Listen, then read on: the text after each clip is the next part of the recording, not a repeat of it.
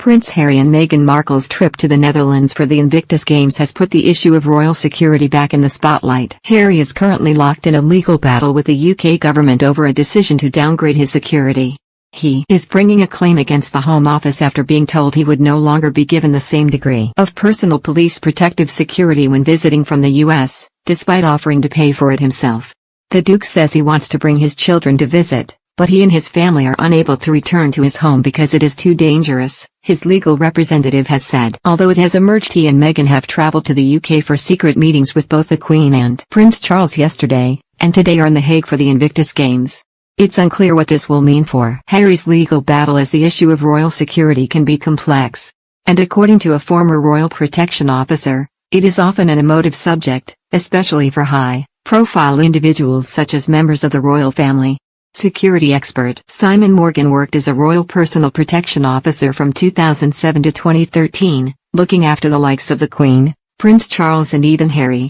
And he told the Mirror that security is often a sensitive issue for high-level individuals, who have to be able to trust the people employed to look after them. Love the royals. Sign up for the Mirror's daily newsletter to get all the latest news on the Queen, Charles, Kate, Wills, Meghan, Harry and the rest of the firm. Click here to sign up. He said, security at that level is very much built up on rapport and trust. Your role is to allow them to lead their lives and preserve life.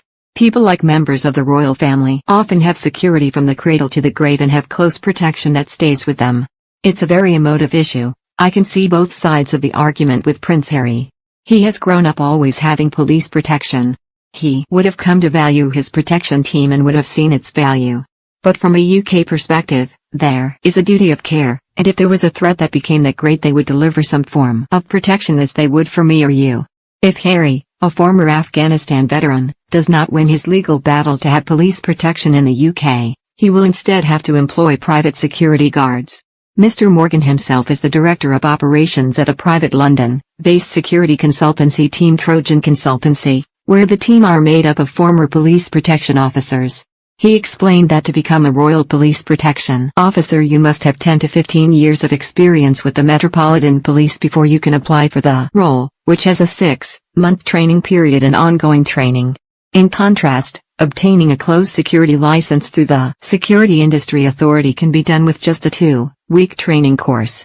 Private security is also not allowed to carry firearms in the UK, and according to Mr. Morgan may find it more difficult to access intelligence or even have to pay for it in some countries.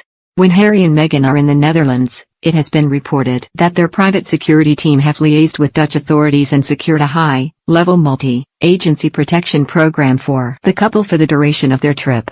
Sources have confirmed reports that the Dutch National Police's DKDB Royal and Diplomatic Security Service will have overall responsibility for the Sussexes.